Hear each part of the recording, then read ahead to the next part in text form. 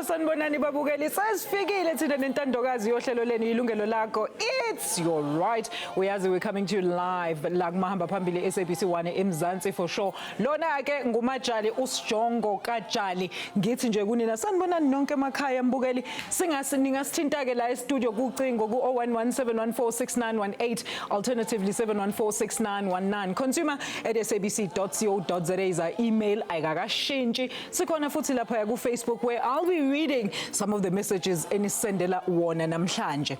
Mbukeli amaholidi kaKhisimusi asesondele kodwa ke lesi sikhathi lesi senjabulo nokuba nezihlobo nabangani kanye nomndeni phela singamoshwa ukuhamba kwagesi wase-Eskom. Lo vani uhambe njengomphefumulo ungazange usicacisele usathi wena uyapheka or uyazifirstana lapha kwi-date or uya-ayina noma uyazikhipha noma ziyakhipha nje kwakho. Kodwa ke singabathengi zikhona izinto abathi singazenza phela emakhaya ukuze sikwazi ukuthi sigweme lokho. Ake siza ukuthi iziphi lezo zinto.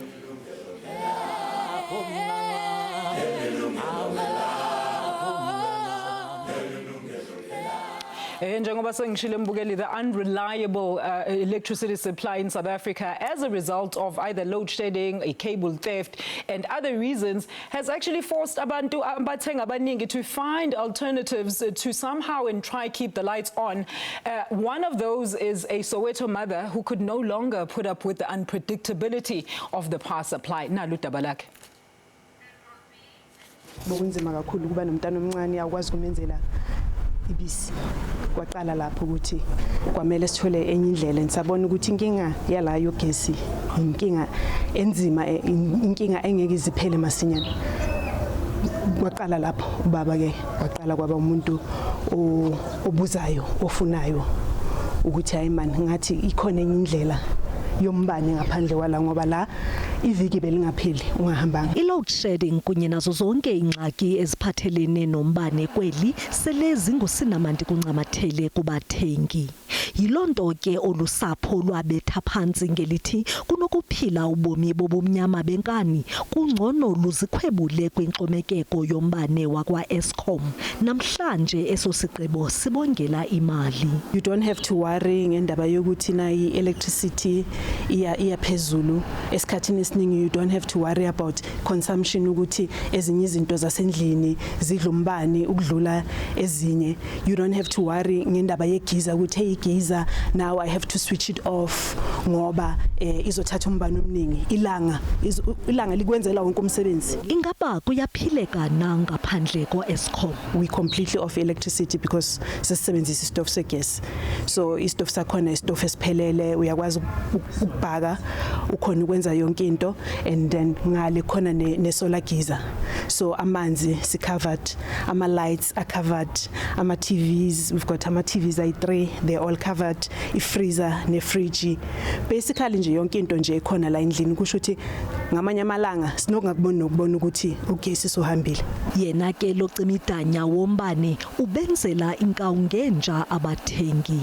I-load shedding inkinga kakhulu la sihlala khona inokuhamba ugesi kabili ngosuku. Lokhu nje ungiphazamisa ngipheka kwenyela uphuthu kwamoshakala ukudla bengikupheka so kwaba inkinga nje ngoba sekumoshaka nokudla nezinye izinto awusakwazi ukusebenza emohleli endlini so ngeke ngacabanga ke ukumuvela kwisola ngiphume ugesi ngoba ngiyabona ukuthi uEskom akathembekile uma uzorelaya kuona for ugesi kodwa mangibheka nama price esola la bheka nendlu ukuthi mhlawumbe kufuneka into engakanani ukuze ukwazi ukuthi yonke into esebenza kahle ngabona ukuthi iyabiza so okwamanje ngisabekezeleke la kwaEskom sobona ke mhlawumbe kuzolunga. Icegwa ke ngoku lijonge kubathengi kunokufunda indlela yokuhlala ebumnyameni ngumsebenzi womi waseMzantsi Afrika ukuba athatha amanyathelo okuqinisekisa ukuba ikhaya okanye ishishini lakhe lilungiselelwe imeko ezimbi kakhulu. Abanini bamakhaya emakhaya kunye namashishini kufuneka bajonge kwicala lezisombululo ezingezinye ukugxotha ubumnyama kwaye banokunciphisa iindleko zombane.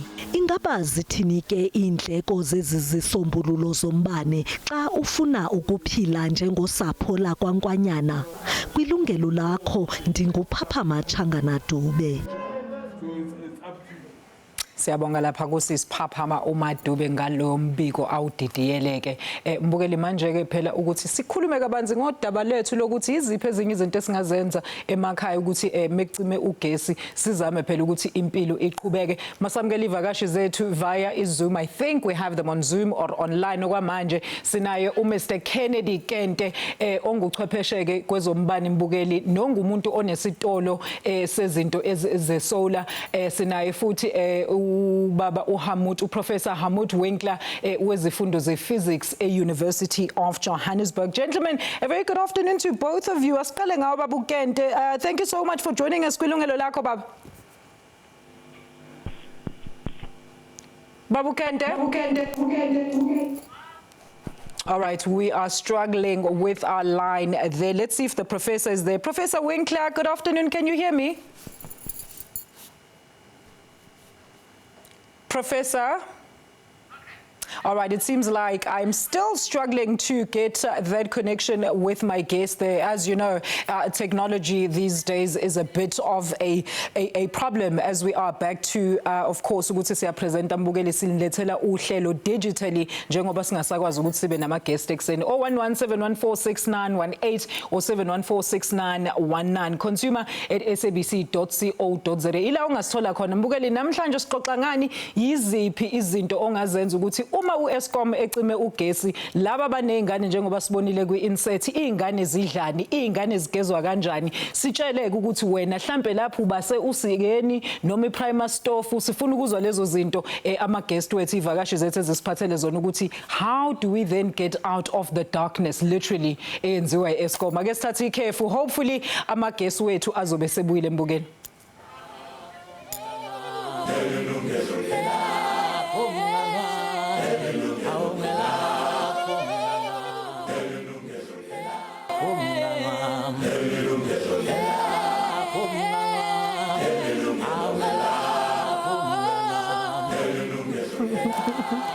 Mbukeli siyaxolisa ngaloko besasotha out insimbi zabelungu khona la e-studio. Ungasithinta ke we are live 0117146918 alternatively 714691 consumer@sabc.co.za. My guest today Babu Kennedy Kente. He's a solar energy expert. Unaso futhi nesitolo eSoweto esidayisa zona lezi zinto ezokuthi phela uma uhanjelwe ugesi ukwazi ukuthi impilo iqhubeke. I also have Professor Hartman Winkler, who is a professor of physics at the University of Johannesburg. Yena kuzobe sitshela ukuthi mhlambe kulolu cwaningo kade libenza phecelezi i-research yini mhlambe abayibonile ukuthi ingasiza ukuthi siqhubeke sabantu eSouth Africa singabe sawudinga ugesi ovani uhambe ngathi umphefumulo wase-Eskom. All right, Prof, let me start with you. I mean, what an inspirational story there we saw from our insert. Basically the inspiration behind why they started the whole solar business was because the parents were worried that they couldn't even give their young infant warm baths. They couldn't prepare food for them. So they came up with alternative ways to regenerate energy into their house. Isn't that fascinating? But unfortunately, not all of us have that luxury, Prof. Yes, that's right. Unfortunately, it always costs something. Yeah. But once you have it, then you can have it for a very long time. And at least for some of your basic requirements, you're not going to need to pay for any electricity. It's also going to ultimately lower your costs. So the problem is always the initial investment and also having to decide how much exactly you need. Once you've got that started, then you can certainly get the basics. I mean, what's most important during load shedding, what do people get most upset about? It's first of all the lights going out. You want some lights. Lights don't take too much power. So as a result, if you just have a little bit of a backup, you can already get the lights going. Other important things would be things like, say, television or charging a cellular phone. All those don't take up too much power. So those are nice things to have if you just want to make sure you have the basics during load shedding. Of course, if you want to do something like use a washing machine or so, which takes up a lot more power, there I'm afraid, well, you can still do it with solar, but you're going to need lots of panels and so on. So it's a question of what scale you want to go to. Oh my goodness. Thank you, Prof, for letting me know that I cannot do my washing at that particular point in time. All right, Babu Kente, maybe let's find out from you. Njengomuntu onesitolo wena sezinto edayisa izinto ze solar energy. Uthini wena baba ngalolu daba letla namhlanje ukuthi abantu baze baphusheke to a point where they had to come up on their own ngezinto ezama alternative ukuthi bakwazi ukuthi impilo iqhubeke ngaphandle kwagesi? Into engingathanda ukuyisho ngingathanda ukuqala lana ukuthi iEscom akusiyo kuphela ekumele ukuthi iprovide ugesi. Meaning ukuthi nathi siyabahlali singaziproducela ugesi singadependanga kwiEscom. Kanjani baba? Ugesi esiziproducela wona is free of charge. It's the sun. What we do, we just switch on the sun. How do you switch on the sun? Ngokuthi uthole ama solar panel, ngokuthi uthole i-inverter, nama ngabe isikhwama sakho sisijulile, ungakhona nokuthi uthenge nama-battery, wona angathi ayabizanyana. So, njengoba uprof ebeseshilo ukuthi now uqala ngama-lights. Ama-students kuma-student accommodation basuka la basuka khona boLimpopo bo-Eastern Cape bazele ukuzofunda nabefika ngapha bathola ukuthi kune-load shedding and then kufuneka manje ama-assignment abakhona ukulayita. The basic thing nje efunekalayo yokuqala ama-lights of which-ke laphayana njengathi lapha esitolo sethu sinayo ama-inverter amancane just nje ukuthi ukhone ukulayita nokuthi ucharge ifone bazokhona ukuthi benzeni ba-check ama-homework abo benze nama-assignment kwi-internet. Okay, Bob. Siyabonga kakhulu. Prof, maybe just come in there as we're deliberating the solar energy as an alternative means of getting a power supply. Let's talk about what is solar energy. Where do you get it? How does it generate power? And is it safe to use for those people that actually do have access to it? Yes, all right. It, as the word implies, it comes from the sun. And what happens that every bit of light has a certain amount of energy associated with it. So in the sun itself, this heat is generated and gets radiated outwards. Some of it, a very small part of it, eventually reaches the top of our atmosphere. Then it needs to just get through the atmosphere. Most of the light does, as long as there are no clouds. And then once it's here, then the question is just how do you convert it to electricity? It's already, the energy itself does get used in the sense that that's why it gets hot on a hot day. It's the sun's energy which is being deposited on the ground. And as a result, as you pump in more energy into a body, it just gets hotter and hotter. So the trick is how do we get that converted to electricity? Because just having something which is hot is technologically a bit difficult to convert to electricity. So what the sun does, it uses, there's different techniques. There's, first of all, if one has not so much a solar panel, but a solar heater or solar geyser on the roof, then literally all that happens is that you've got water going through there, and as it's in the sun, it just gets hot, and therefore you heat the water. That's really the simplest way of utilizing solar energy, in the sense that if you need hot water, you just simply use the sun's rays and the energy in there to heat your water. If you want to convert it to electricity, and that's where things had been quite difficult until about 10 years ago or so ago, is you need to some special devices. And the one that's become most popular is what's referred to as photovoltaics. So it's simply a technology where the light is converted to electricity. And that's what we have then. Very interesting.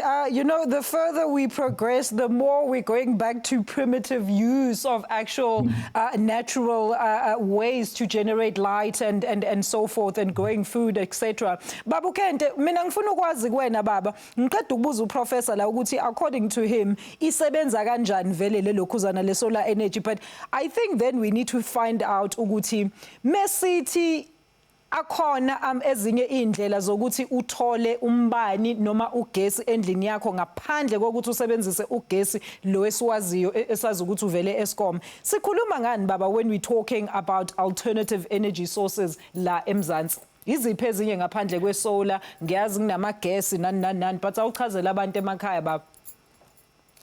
Ezinye ezikhona kukhona iwind. Kakhulu iwind isebenza from Eastern Cape nawuqala kubo East London ukwehla bo Gqeberha up until Cape Town. Lapho kusebenza ke iwind kakhulu ngoba kunomoya. And then there are some parts eleyanto in the Free State. Nalapho khona ama wind turbine. Ama wind turbine nawo enzani a producer ugesi nawo ukuthi wona ayuza umoya and you abe more popular before isolar khona manje say popular. I think isolar khona manje is catching up to wind kuma wind turbine. We have there's a small village somewhere in the Western Cape, I think it's Kakamas if I'm not mistaken. Yes, that small village, it's powered by wind only, nothing else. Yes. So akunama panels or anything, and then bayuza nje wind lapho. And then enye esikhona ukuyuza mari lena kakhulu iyuzwa igovernment, ihydro. Ihydro ilena ama rivers. For an example, not ama rivers, I'm sorry, dams. Your Val Dam, you find that kukhona ama turbines abawafakile lapho. Amanzi nawe phuma esehla from kwi dam, and then they turn ama turbines. The very same turbines are the ones that Eskom athenwa steam. So lana enzoyini athenwa amanzi to produce electricity. So basically lana in South Africa, those are the three source of energies that esisebenzisayo. Okay baba ngiyabonga. But the most popular one yilena eyesolar. Ngoba leya eyesolar siyakhona ukuyi-afforda lana eMzansi. Baba Kent, ngicela ume lapho Nsizwa, because I really, that was going to be my next follow-up question ukuthi i-affordability. I'm really glad ukuthi you usiqede lapho le ndaba mbukeli nawe ungazibuzela ukuthi mhlambe ibiza malini leyo solar 0117146918 7146919 consumer@sabc.co.za. Siyathandaza ukuthi ama-guest ethu angapheli escreenini, siyabuya emva kwekhefu.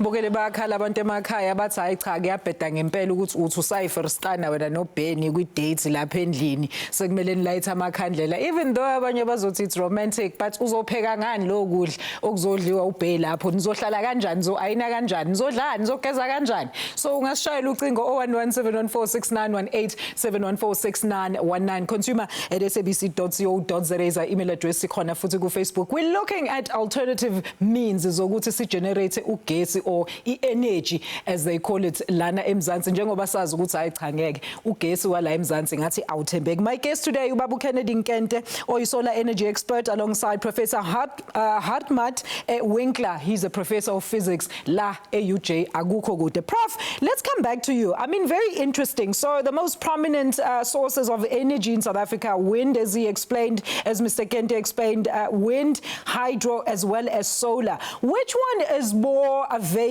and more affordable, Prof? Okay, yeah, first of all, let's just clarify, that's renewable energy sources. Yes. The main source of energy in this country at the moment is coal by a long way. As far as affordability is concerned, solar is the only one which you can really do on a small scale, domestic scale. As far as wind is concerned, I don't know how many people have seen those wind towers. They're very tall. They need to get fairly high up because the wind speed increases as you go further and further away from the ground. So as a result, wind farms tend to be, well, they're not as big as coal power stations, but they are still fairly large. Yes. If you wanted to buy one of those, it would, you wouldn't be able to get something for maybe a municipality. So if people want to organize something for their homes, it's really just solar. Or in some cases, they might be able to come up with some devices which operate off gas or so. Well, effectively, those would be generators. But yes, when it comes to solar, yes, you need to install it first. So you need to buy the parts that were described by Mr. Kente, and then after that, it's free. So it's a question of how long, how much does your electricity cost per year? How much electricity are you going to get from those solar panels? And then one can work out how long it will take until you are back to, you get your money back. Typically, I think at the moment it would be something like 5 years, I would guess. But I think that depends entirely on how much you're paying for electricity and so on. But Prof, I mean, if with that option and that in mind as well, would you then say that if you were to get those solar panels, etc., installed, what would the purpose be? Can you use it on a daily basis and completely move away from the current national grid so that you are independently supplying your own house with your own renewable energy? Yeah, at the moment, probably not, unless you really want to buy a lot of them. The moment, the most sensible way to do it is to use it as an add-on.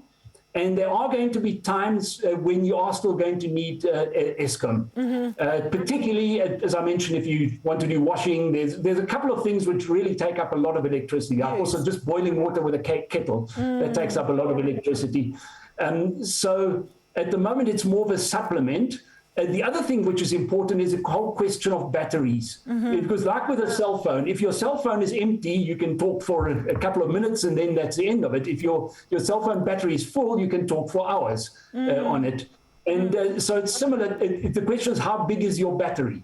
And again, you can buy as many batteries as you want, but the more you buy, the more it's going to cost you. So this is a decision that every individual will have to make, and it's based on what their households look like. It's based on what they can afford.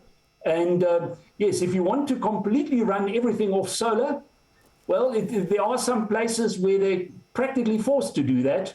It's either that or like if it's some places far away from any kind of electricity connection, then that's what you would have to do. But that means installing a lot of panels, installing a lot of batteries, and that's then going to cost you a lot more than if all you want to do is get over those load shedding bits that you have some electricity available for the lights and so on.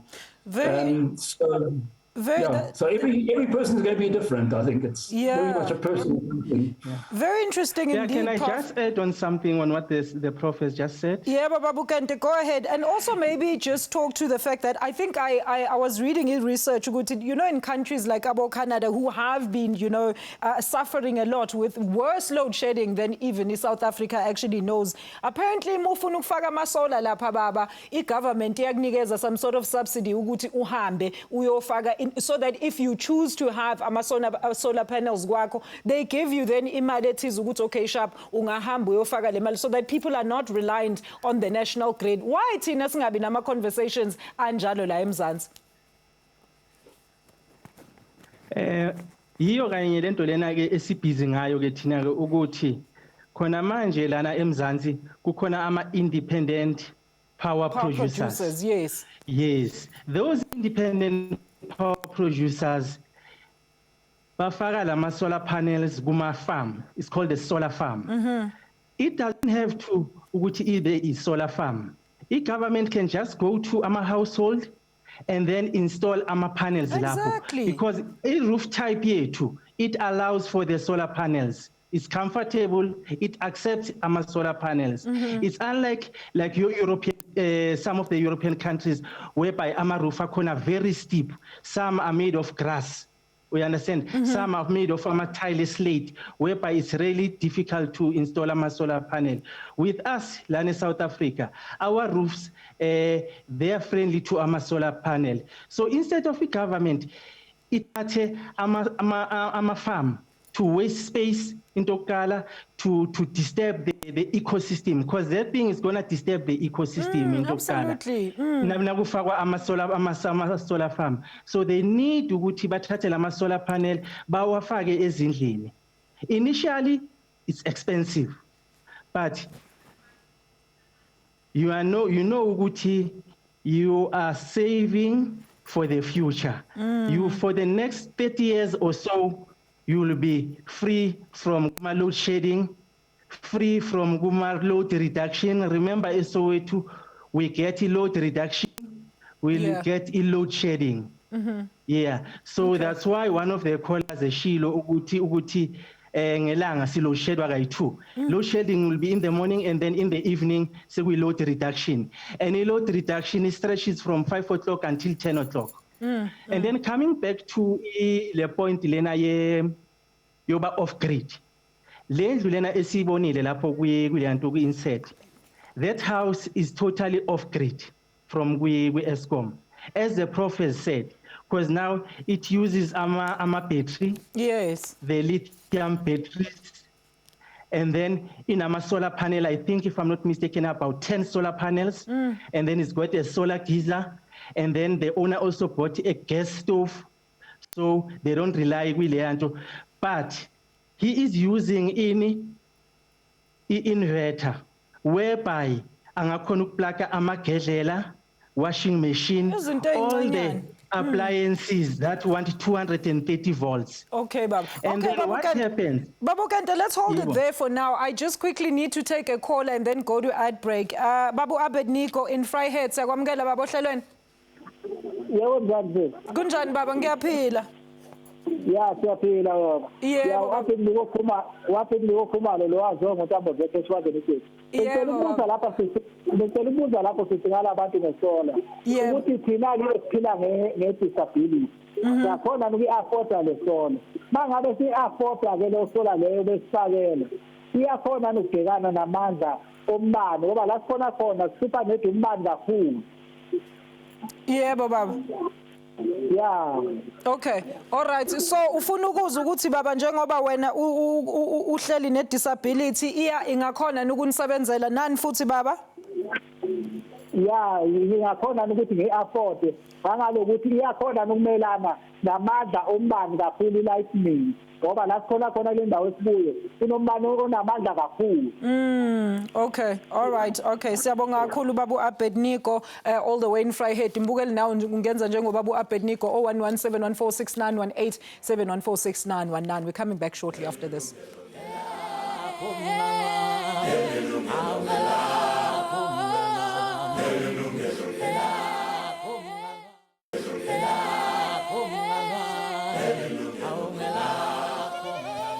We're still live kumamba phambili SABC 1 eMzansi for sure nomangcolosi sidinga idaba lokuthi njengoba bafethu uEscom uhlale usenze oma load reduction and load shedding zonke lezo zinto sihlale kanjani ke thina siqhubeka kanjani nezimpilo zethu mase singasakhona ukuthi senze izinto esijwayele ukuthi sizenze uma kukhona umbani. You can call us, ungasendela ama emails, ungasendela nama Facebook messages. Very interesting question from Ubabu Abednego. Prof, maybe let me start with you. He mentioned something very interesting. He says he's living with disability and he's asking about the affordability of the solar industry, particularly for those people that are living with disabilities. Can you fill in there, Prof? I mean, in terms of research, what have you uncovered in this regard? I'm afraid I can't answer that question. I'm not sure if there's anything particular with regards to disability. So sorry, but I'm not able to assist on that particular question. All right. No, Prof, it's fine. Let's find out from Mr. Kente. Babu Kente, when uthi ubaba uhleli ne disability bangakhona ukuthi bayi afford isolar. Uyabuza futhi ukuthi eindaweni enjenge Vryheid la kunelokhuzana I think uthi ama megawatts or ini ugesi wakhona uhamba ngecurrent enkulu bangakhona yini ukuthi ba shift completely from that basebenzisa ama solar. Okay, angi-understand kahle nayithi ugesi wakhona une-current enkulu. Kodwa isolar I think uthi ubuya ngamandla baba. I think uthi unamandla kakhulu. I think ubuya ngamandla bese uyadamage or something like that. Yebo baba. Yes. Okay. Yebo. Isolar khona there are 3 kinds of solar systems. Une-grid tie, une-off-grid, and then une-hybrid. I-grid tie is whereby you only use a solar panel. There is no storage battery. Kukhona lana bebeveze khona lapha nesitoro khona i-demonstration ebebeyenzile lapha nesitoro kukhona i-fan ibe rounder. Leya fan ibe rounder i-connected to i-solar panel kuphela akuna battery or ugesi or anything. Ukuthi nje yona i-grid tie isebenza nje emini kuphela. Uyangithola mama. Okay. So lapha kusebenza ezinye izinto. So ungaqala lapho nge-grid tie. And then okwesi-2 nase manje add-ke manje-ke i-battery. And then manje-ke kwi-hybrid-ke manje. I-hybrid yeyiphi? Ile esebenzisa i-battery, esebenzisa i-solar, esebenzisa naye i-Eskom, zoyi-3. Meaning ukuthi emini nakunelanga you are able to save on electricity. Because now what's happening, ama-battery akho agcwele, and then ilanga lisesekhona. Usually ama-battery agcwala la South Africa sinenhlanhla. Okay. Babu Kente, let me pause you there very quickly. I need to urgently go to advert Mbukeli sizokubona emva kwaleli khefu ngayindawo.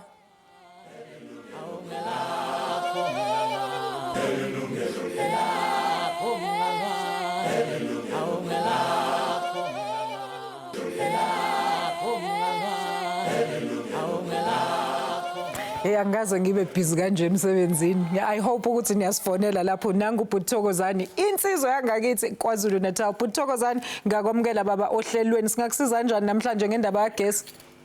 Sibonga kakhulu ukukhuluma ngale lokhwana amasola futhi. Yebo baba.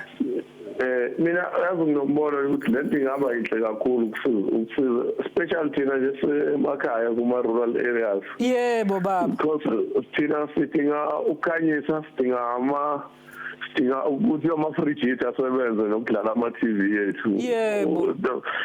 If lento Eskom bangenza okushindinga lento ubhutadayiso sasibhutibani lomunye kube basebafaka namagesi la amabhodlela amagesi ukuthi kusebenza itofu zamagesi emakhaya. Manje uthi wena babuthokozani uthi nifuna ukuthi mhlambe nithole olunye ulwazi olunzulu mayelana nokuthi mhlambe bangeza kanjani abantu bazonifakela amasola. Yes amasola safuna impela kakhulu. Okay babuthokozani ngiyabonga kakhulu for lo mbuzo nsizwa. Prof, a very interesting input there. Thokozani says he's from far-flung rural areas and he feels that this would be a great initiative, particularly for those people like him, that demographic that we act as if it doesn't exist when in actual retrospect it does. People do not have access to even the basic of electricity. So even when we're talking about your solars here, we are really taking it on a higher level. So he's saying projects like this, they need some new information, more information in order for them to then opt for that option in the rural areas. But do you see it sustainable in rural areas, Prof? Yes, that's in fact where I think the biggest potential lies. At the moment, I think what needs to happen also is that there's a lot of regulations with regards to producing electricity and so on. And I think what the country needs to prioritize re-looking at all these regulations. Sure, some of them are there for good reasons. Some of them are maybe outdated. But at the moment, for example, if I want to produce electricity and sell it to somebody else, it's quite complicated. Yeah. In fact, in most cases, it's not really allowed. There's other countries where the opposite happens. What happens is that if you've got some sort of a solar system or something, and you maybe not at home for the day, but it's a nice day with the sun shining and so on, so you're producing electricity, but you're not using it. Yeah. What can then happen is that you literally have your electricity meter running in reverse. So you end up selling your electricity back to the grid. So I think there's a lot of scope here for mini projects to be set up, which on the one hand will certainly assist a very remote area which doesn't have good access to power lines and so on. On the other hand, it's also a possibility for smaller entities to actually sell back to the grid. And I think that's something from what I gather that Eskom is now quite keen to have more of, because it's certainly in the short term, the more very small projects exist, it all ends up helping in the long run. Absolutely. It's also quite useful, even apart from solar. What I've seen is the use of biogas and so on. That's very helpful in rural communities, because you usually end up getting dung, which produces methane gas. Methane gas is a source of energy as well, and yes. that too can be converted into electricity. So that's something which exists already for quite a while. So I think what we really need to in this country look more and more at developing small initiatives which not only help the particular small entity like a village or a homestead or something like that, but which when combined with a whole lot of other things actually can end up contributing quite a lot to the national electricity. Thank you so much for that, Prof. I hope some independent power producers are listening. Abantu bandinga bakithi emaphandleni bathi bona bangenza noma yini ukuthi bakwazi ukuthi baqhubeke nempilo, even though abanye abakaze bakwazi ngisho ukuplaka ugesi abanawo. Even from that, yini ke manje ngani yobafakela amasola nibafakele these alternative ways ze renewable energy. So nalicebo lapho nina ngazi ukuthi nibuka Ilungelo nifuna ama ideas. Babukente uLimyo lobizo la uthi abantu abaningi they don't have equipment yokuba makuhlale kulayithiwe endlini. So in order for abantwana ukuthi bakwazi ukugeza iba ne gas stove ne gas. Babukente, I mean I think sesilokhu zile si minimizile iscope sabantu abamnyama ukuthi mesicabanga ngezinto zokuthi okay mekuhamba ugesi, for example khona lama amalamba portable kunosikeni kunama gas stove portable kanjani, but iziphi ezinye izinto that are available to try and alleviate ukuthi phela sesihlele bumnyameni baba? Mama ayikho enye edlula isola, meaning ukuthi ile yama panel, ngoba nakhona aziduri kakhulu, ngoba ama lights nje kuphela kukhona nje okuncanyana okuqala nje kubo 300 rand 350 la ukhona khona nje ukuthola ama globe i3 i4 ukhona nokucharger iphone. Ikala nje kanjalo nje ukukhuphuka ke ize iyofika ke lephezulu ke ko 50,000 nange nokudlulela ngale. So isolar is a way to go khona manje ukuthi kuhlale kulayitile. Okay. And then baba maybe let's asibuyele emuva kancane. Umzwile lana ubaba eKZN ubaba uThokozani uthi emaphandleni ngathi abantu aba identify as market la bengafika beze khona nizofaka lo gesi wenu wamasola baba. Uthini wena kunini ngathi nina niservice abantu abaziwayo nje aba on the grid, if singasho kanjalo, if singayibeka kanjalo baba? Go ahead Babukente. Cha mama asisebenzisa abantu aba on the grid kuphela. Asisebenzisa aba on the grid kuphela, sisebenzisa wonke umuntu. Ukhumbule ukuthi kukhona izindlu ezakhiwe. Yes. Yebo mama. Kukhona izindlu ezakhiwe la ekungena mbane khona.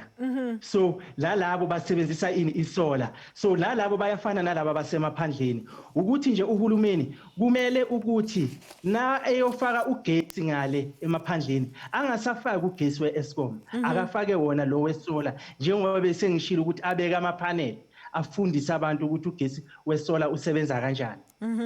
All right, Prof, maybe let's also gain your insight here. I want to bring it back to the question around IPPs and the relevant information not reaching the intended audience. And I'm still taking this back to our caller who seems to think that they don't have enough information as to how the solar energy works, how renewable energy works. They're just stuck in the rural areas and they don't have this information. So what do you think maybe government or other entities can then do, and even these IPPs can then do to make sure that they're giving out the relevant information to the intended audience? Yeah, well, the IPP are really just businesses who have been given the mandate to set up quite large solar farms, and usually those are in some of the western, most remote parts of the countries. where you really get much more sunshine hours than in other places. So they, in a sense, are a business. They have a contract with Eskom to supply them a certain amount of electricity, and for that electricity, they get paid a fixed amount. I wouldn't say that unfortunately, that's really when somebody thinks of solar energy in this country, that is what they usually think of. In other words, the electricity which is sold straight to Eskom, and it's done on a very large scale. As far as education in that is concerned, I think that doesn't require, as we mentioned earlier, yes, for a wind farm, yes, you do need to invest a huge amount of money just to get that going. For a solar farm as well, but yes, if you're only looking at something at a very local scale, something just to supply a house or even a shopping mall and so on, you don't need these IPPs. In fact, some of the mines are doing their own thing. Some of the shopping malls are doing their own thing. But there again, they are just there for their own consumption. They, at the moment, are not really able to sell their electricity, even if they have producing more than they actually need on a particular day. So as far as telling people about, informing about it, I would say yes, government, Department of Energy, Department of Education. And I think it's also because it's part of how the world is moving. It's renewable energy has really been growing worldwide. It's busy replacing coal. It's still going to take a long time until coal is gone. But in about 50 years' time, I see a situation where we won't have coal power stations anymore, where we probably don't have electricity run so much on a national scale, but much more on a local scale. All right. This is an international trend. So, I see this coming here as well. Right. So as a result, I think we've got to get used to it, learn what the lessons from other countries, and see how best to apply this here. That, but certainly, as far as sunshine is concerned, I mean, we are one of the best countries in the world in that. Let's leave it there, Prof. Thank you. Thank you so much for that input, Prof. Very quickly, Babu Kente, I've got less than a minute. Awusichazela ukuthi abantu bangayithola phi information bebefuna ukuba njengawe bafaka ama-panels badayise futhi nezinto ezisiza abantu mekune load shedding. Very quickly. Okay, bangangena ku-internet igcwele kakhulu isola ku-internet. Wonke umuntu angakhona nokuzenzela naye ekhaya. You don't have to ukuthi uze kwi-Soweto solar shop ukuthi ukhona ukuthi uziconnecte.